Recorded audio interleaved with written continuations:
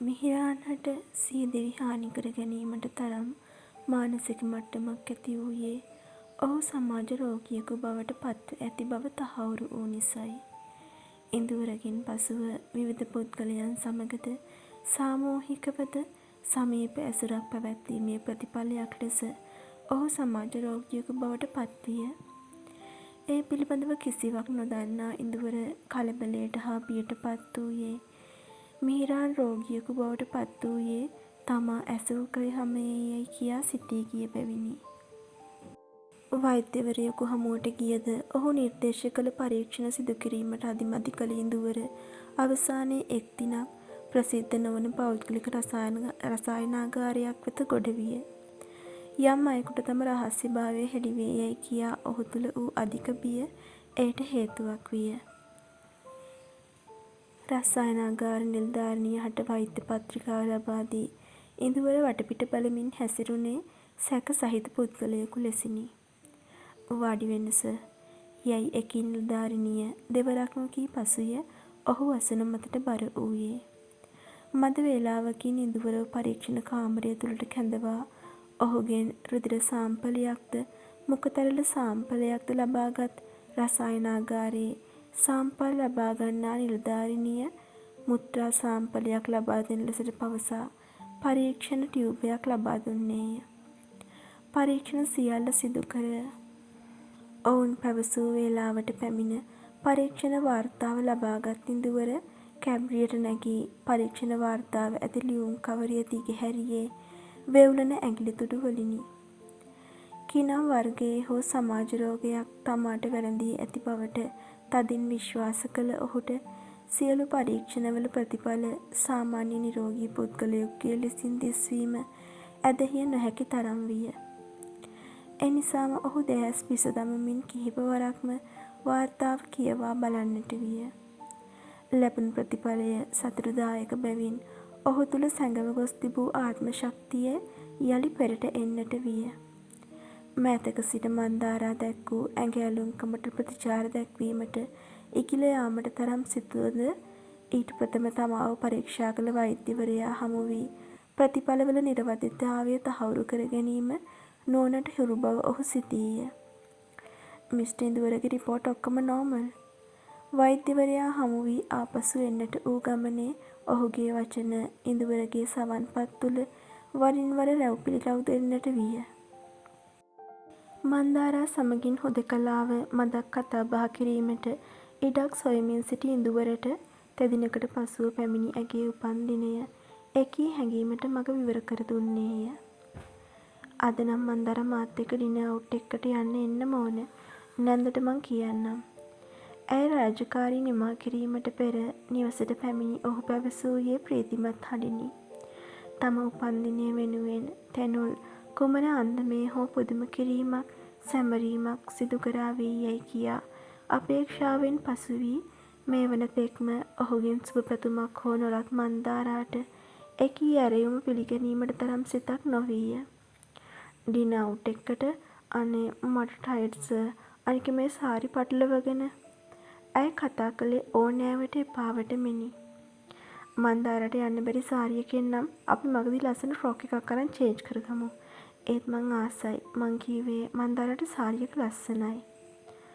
ඒත් සර් අපි වෙන දවසක අනේ ළමයෝ අද බර්ත්ඩේ එක වෙලත් ඔය බෑ කියන්නේ බිල් එක පේ කරන්න වෙයි කියලාද? මට ට්‍රීට් එපා මන්දාරා. මේක තමයි මගේ ගිෆ්ට් එක ඔයාට. ඉඳුවර යලි යලිත් පැවසූ නිසාම අවසානයේ ඇය ඇරයුම පිළිගත්තාය. මට 10 මිනිත්ස් දෙන්න මන්දාරා මං ගියා ආවා. ඊයයි පැවසූ ඉඳුවර කාර්යාලීය කාමරයෙන් පිට වී නිවස තුළට යන්නට වූ අතර අඩි ශබ්ද කරමින් ඔහු තරප්පු පෙළ නගින ආකාරය ඇය අසා සිටියාය. සර් ඉතින් දැන් ගිහින් ඉස්තරම් විදිහට ලෑස්ති වෙලායි. මං හඩ්ඩි වගේ. ඊයයි තමා සමගම පැවසූ ඇය යාබදව ඇති නාන කාමරය තුළට රිංගාගෙන හිසකේ පීරා මදක් හැඩ වැඩ විය. ඒ අතරතුර ඇය කිහිප වරක්ම තෙනුල් හට ඇමතූ නමුත් ඔහුගේ දුරකථනය විසන්ධි කර තිබිණ. ඔයා කොයි වගේ මිනිහෙක්ද කියන කොප්පු වෙලා තියෙද්දිත් මට ඔයා මත්තේ ඉන්න උනේ මේ බඩ නිසා තෙනුල්. මේ වෙන දේවල් එක්ක මේ දරුවගේ තාත්තා ඔයා කියලාමයි මට හිතෙන්නේ. ඉතින් එහෙම කිය ඔයා මත්තේ ඉඳන් ඔයාගේ රූකඩයක් වෙන වැරුණම මට ඉඳුරසට ඇත්ත කියන්න බෑ. මේ ආත්මේ නම් මම මේ වෙනකම් පව් කළා නෑ. ඒත් සංසාරේ කොයිම හරි ආත්මයක් කරපු පවක් තමයි මට මේ පරිසම් දෙන්නේ. ඔයා වොෂ්රූම්ද මන්දාරා? තනිවම මුමුණමින් නාන කාමරය තුළට වීඩි සිටි මන්දාරාගේ කල්පනාව බිඳුනේ ඉඳුවරගේ හඬ ඇසීමෙනි. මං රෙඩි සර්. යයි පවසමින් පිටතට පැමිණි ඇය ඉඳුවර සමගින් කැබ්ඩියෙහි නැගී පිටව ගියේ ආලින්දයේ සිටි හේමාටද සමුදීමෙන් අනතුරුවයි. පුතා මට නොකී වට මොකද දැන්නම් දෙන්න අතර මොකක් හරි දෙයක් තියෙනවා වගේ. පෙර පරිදි නොව මන්දාරා තම පුතු සමගින් කැබ්ඩියෙහි නැගී ඉදිරිපස අසුනට වී සිනාවෙන් යන්නට වූ නිසා හේමාට එලෙස සිතෙන්නට විය. ගමන අතරතුර තම නැන්දාහට අමතා තම ප්‍රමාදය පිළිබඳව ඇයව දැනුවත් කිරීමට මන්දාරා අමතක නොකළ අතර ඒ ඇසීමෙන් ශ්‍රීමතී බොහෝ ප්‍රීතියට පත්විය. ඇය එකෙනෙහිම තම නෑනා වූ මන්දාරාගේ මව අමතා ඒ පිළිබඳව ඇයව දැනුවත් කළේ එය සුබ සලකුණක් යැයි සිතමිනි. මන්දාරයිස් දැන් සාරිය කොහොම අඳින්නේ මං අහන්නමයි හිටියේක. දින කිහිපයක සිට තම සිතට වතදුන් පළමු ප්‍රශ්නය ඉඳුවර මුදා හැරීය. ඔහොම කීවෙස මට තේරුණේ නෑ. ඉඳුවර අදහස් කළ කරුණ හොඳින් වැටහුණ නමුත් මන්දාරා ප්‍රශ්න කළේ කිසිවක් නොවැටහුණු ලෙසිනි. ඔහොම සාරිපොට විහිදුවලා පල්ලට දාන්නේ? ඇයි කැතද මෙහෙම? තරමක් ඉදිරියට නෙරා ඇති කුස සඟවා ගැනීමේ උපායක් ලෙසින් පළල් කර හඳිනා සාරිපොටින් උවමනාවෙන් මෙන් කුස සඟවා ගනිමින් ඇය විමසන්නට විය. ඒ ඉඳුවරගේ නොදන්නාකමට සරදම් සිනාවක්ද එල්ල කරමිනි. මන්දාර කොහොම ඇන්දත් ලස්සනයි. මං නිකන් කීවේ. ඉස්සරහම නෑනේ ඒකයි. කාලෙන් කාලෙට හිතුනම් මං හැමදාම අදින සාරියකට වුණත් පුංචි හැඩවැඩ දානවා සර්. සර්ට ඒව නෝට් වෙන්නේ නැතුව ඇති. ඕ සමහර විට වෙන්නේ නැති. කල්පනාව දුරට යවමින් ඉඳුවර පැවසූයේ මිහිරාන්ට ඇලුම් කළ සමයේ ඇය පිළිබඳව උනන්දුවක් නොවූ බැවින් තමාට ඒ වෙනස් වීම මග හැරුණු බවට සිතමිනි. අපි කොහාටද යන්නේ සර්? ඉඳුවරගේ කල්පනාව දෙස බලා සිටි ඇය විමසූයේ දෙතොල් උල් කරමිනි. යමු ලස්සන තැනකට. මන්දාරා මේ එක නෙමෙයි. සර්? ඉතින් මට සර් කියන්න එපා. ඇයි සර්? ඉතින් ළමයෝ දැන් ඩිනර් වලට යන හොටෙල් එකේ අය වැරදියට හිතයි. ඒ මොකටද වැරදියට හිතන්නේ සර්? සර් මගේ බොස් නේ. එහෙම නෙමෙයි මන්දාරා. බොස් එක්ක මෙහෙම ඩිනර් අවුට් යන ගර්ල් කෙනෙක් කියලා කවුරුත් මන්දාරා ගැන හිතනවට මං කැමති නෑ. මන්දාරා මට නම කියන්න. සර්ට එසේ ප්‍රශ්න කළ ඇගේ දැස් විසල් වී ගියේ නිරායාසයෙනි. නම කියන්න මගේ වයස වැඩි නේද?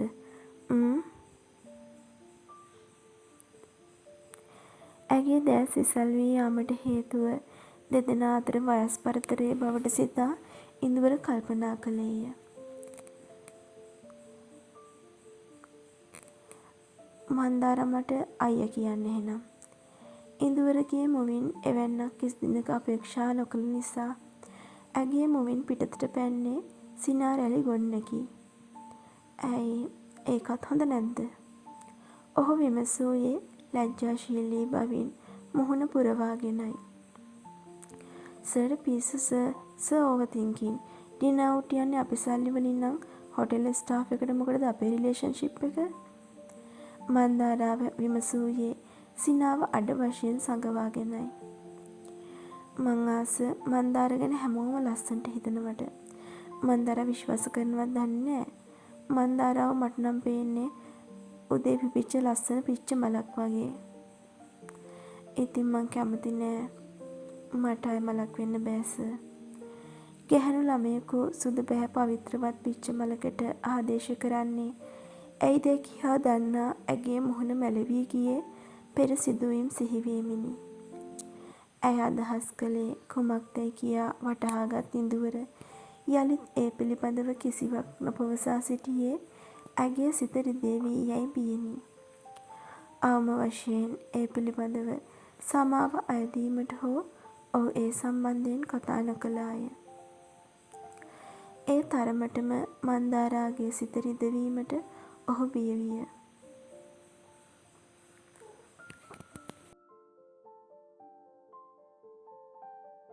මහවැලිගඟ අසබඩ මුහුදු මට්ටමේ සිට මීටර් 500ක පමණ උසින් පිහිටි රමණීය නිස්කලංක පෙදෙසක ඉදිකර ඇති තරු පන්තියේ හෝටලයක් වන සිනමන් සිටඩේල් දෙදෙනාගේ උපන්දින සැමරුමෙහි නවත්තන විය. අපි මොකටද සර් 5 ස්ටාර් එකකට යන්නේ? අර ඩෙවොන් එකේ කැෆේ එකට හරි ඩිලයිට් එකට හරි යමු. මන්දාරා පැවසූයේ මෙහි පැමිණීමට තරම් තම විලාසිතා ප්‍රමාණවත් නොවන බවට වූ හැඟීම නිසයි. මේක 5 ස්ටාර් නෙමෙයි කෙල්ලේ. මේකට තාම තරු 4යි. ඉඳුවර පැවසූයේ ඇයව සරදමට ලක් කරමින්ය. බොරු වියදම් සර් අපරාධේ. සිත් ඇති අකමැත්තට වූ සැබෑ හේතුව සඟවමින් ඇය අදිමදි කළද ඉඳුවර ඒ වන විටත් කැබ්රිය එහි ඇතුළු කර අවසන්ය. පිස්සු නැතුව යම් මන්දාරා. බය වෙන්න එපා. මං සැලරි එකෙන් අඩු කරන්නේ නෑ බිල් එක. ඊයයි පැවසූ ඉඳුවර කැබ්රියෙන් බැසගත් පසුව ඔහු සමගින් එක්වනවා හැර විකල්පයක් ඇයට නොවීය. රාත්‍රී භෝජනය සඳහා මෙහි පැමිණීම ඉඳුවර විසින් සැලසුම් සහගතව සිදු කළ එකක් යැයි කියා මන්දාරාට වැටහී ගියේ මඳ වේලාවකට පසුවය. රාත්‍රී භෝජනය සූදානම් කර තිබූ ස්ථානය තමා වෙනුවෙන්ම සරසා ඇති බව දුටු ඇයට ඉඳුවර පිළිබඳව සානුකම්පිත හැඟීමක් ඇති වුවද ඇය එය ක්ෂණිකව මැඩගත්තාය. අවස්ථාවෙන් ප්‍රයෝජන අරන් ඉඳුවර සර්ගෙන් සල්ලි අරන් මේ රඟපෑම් ඉවරයක් කරන්න ඕන. තැනුල්ට ඕන සල්ලිනේ. අද කොහොම හරි සර්ව නම්මගෙන මං ඒක කරනවා. ඔව් අද තමයි ඒකට හොඳම දවස. දිගින් දිගටම මෙහෙම මට මේ රඟපෑම කරන්න බෑ. මේක මට මානසික වදයක්. සල්ලි ටික අරන් තැනුල් එක්ක ඈතකට යනවා. තවත් හිත ඉන්න දෙයක් නෑ. තැනුල් කියනකම් ඉන්න ඕන නැහැ. එයාට ඕන සල්ලිනේ. ඒක කොහොම අරන් දුන්නත් එයා වද වෙන එකක් නෑ. තමා වෙනුවෙන් කර ඇති සැරසිලි දෙස බලමින් මොහුනෙහි තවරාගත් ව්‍යාජ සිනා ඇතිව මන්දාරාගේ සිත පැවසූ කාරණා බොහෝ විය. මන්දාරාගේ ෆේවරිට් නම් මොනවද කියලා මන් දන්නේ නැහැ. මං නම් කැමති ඩිනර් එකට ඉතාලියන් මීල් එකක් ගන්න. ඉඳුවර පැවසූයේ රාත්‍රී ආහාරය ඇනවුම් කිරීමට පෙරය. මේ වන විට ආහාර අරුචිය ක්‍රමයෙන් අඩුව යන කාලයක් බැවින් ඇයට තම සිතඟි පැවසීමට මැලි නොවීය. මට ආසයි සර් බටර් චිකන් එක නාන් කන්න. එය මන්දාරාට ඇතිව තිබූ දොළදුක් කෑමකි. පාන් කන්න? නැහැ හකුලමින් ඉඳුවර ප්‍රශ්න කළේ තරු පන්තියේ හෝටලයකට පැමිණ පාන් ආහාරයට ගන්නේ මන්දැයි කියා සිතින් ප්‍රශ්න කරමිනි. පාන් නෙමෙයි සර් නාන් රොටි. මන් දන්නේ නැහැ. කිසි දිනක එකී ආහාරය පිළිබඳව අසා නොමැති ඔහු ආහාර ඇනවුම් කර බලා සිටියේ එය දැක ගැනීමටය. මන්දාරා තමා සමගින් මෙවැනි ගමනකට එක්වීම ඉඳුවරගේ හද ප්‍රීතියෙන් පුරවාලූ කරුණකි. සතුටෙහි ධර්ම බොහෝ වූ නිසා ඔහු මද වශයෙන් මත්පැන් පානය කළ අතර ඔහු මත්වන ආකාරය දැක මන්දාරාද සතුටින් පිරී ගියාය. ඒ තම සිතඟ ඉටු කර ගැනීමට ඔහුගේ මත් බව උපකාර වේ යැයි කියා ඇය සිතූ නිසයි. දෙදෙනා රාත්‍රී ආහාර රස විඳින අතරතුර මන්දාරා වෙනුවෙන්ම සැකසූ උපන්දින කේක් ගෙඩියක්ද මේසේ මතට පැමිණියේය. මට අද හරි සතුටුයි. මට නම් හොටෙල් එක දාලා යන්න ලෝභයි සර්. තම ජන්මදිනයේම මෙවැනි රැවටීම් සහගත නාටකයක් සිරීමට සිදුවීම පිළිබඳව කම්පා නොවීමට තරම් මන්දාරා අත්දැකීම් වලින් වෙනස් වූ තරුණියක් වී අවසන්ය. ඒ නිසාම ඇය තම නාටකය රඟ දැක්වීම ආරම්භ කර අවසන්ය. අද මෙහෙ ඉන්න තිබ්බනම් ෂෝක් සර්. ඉඳුවරගේ ප්‍රතිචාරය කෙබඳු වේ යැයි සිතමින් පැවසූ ඇය ඔහු දෙස බලන්නට වූයේ සැකයෙන් මෙනි. දවසකින් මන්දාරා මෙහි නැවතිලා ඉන්න. දිනක ඇය හා විවාහ වී නිවාඩුවක් ගත කිරීමට පැමිණීමේ අපේක්ෂාවෙන් ඉඳුවර පිළිතුරු ලබා දුන්නේය. ඒ එන දවසට මෙහෙම ෆීල් වෙන්නේ නැති වෙයි සර්. මහවැලිය හුළඟත් එක්ක අනේ මට නං ආසයි සර්. සර් යන ඩිනර් අරන්. මම නං අද මෙහෙ නතර වෙනවමයි. මන්දාරාගේ නැන්දමාව එල්ලයි. දැක්කනේ එවෙල කීවේ 9ට කලින් ඔයාව ගෙනත් දාන්න කියලා. 9ට කලින් සර් යන්න. මං නං අද යන්නේ නැහැ.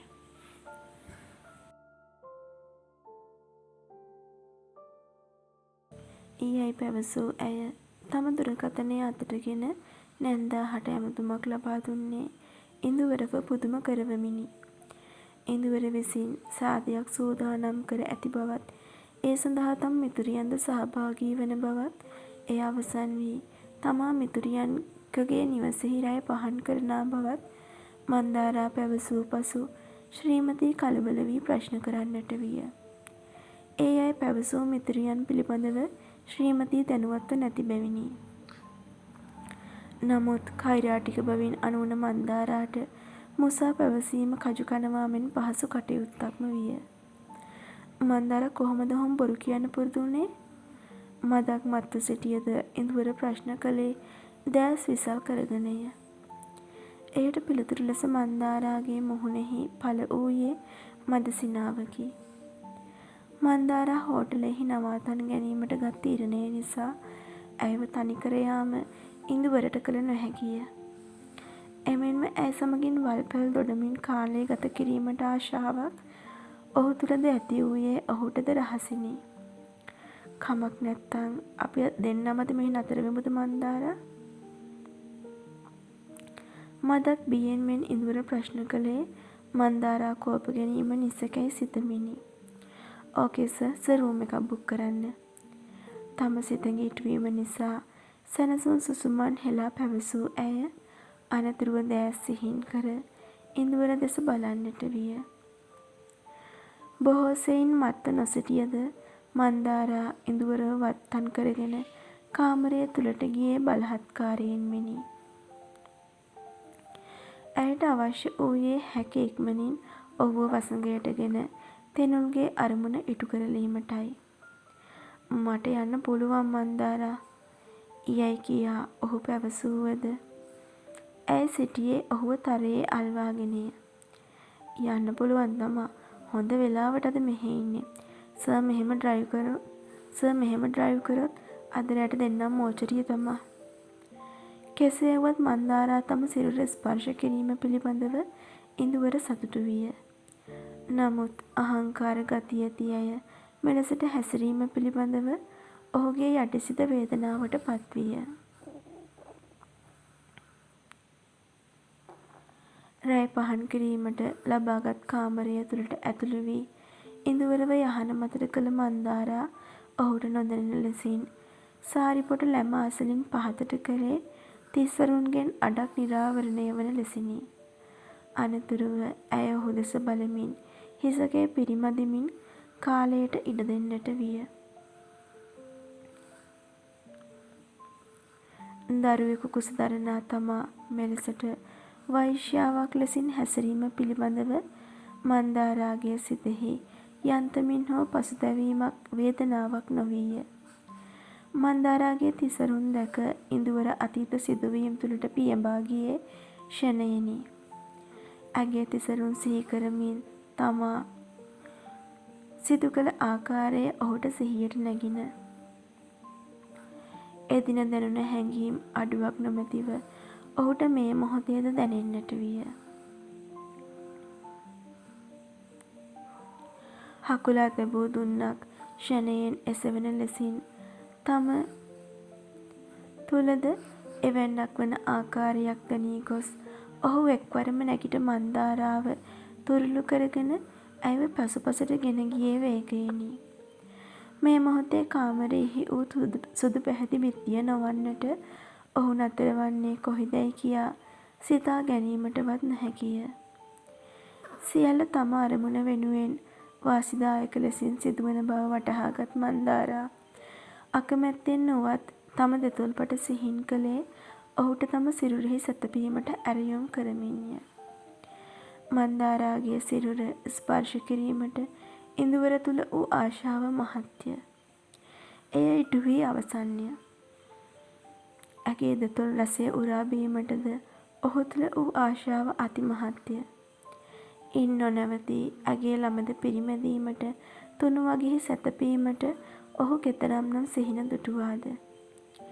ඒ සියල්ල සඳහා වූ බාධක බිඳහෙලා ඒ රස සයුරෙහි කිමිදීමට එහි අයිතිකාරියම ඇරයුම් කර අවසන්ය.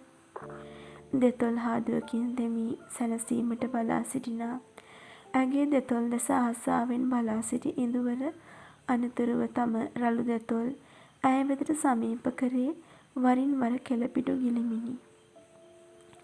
සිත එකී අරමුණ වෙතම රඳවාගත් නමුත් ඔහුට යන්තමින් හෝ ඇගේ කූටෝපාය දැනුණා විය නොහැකිද.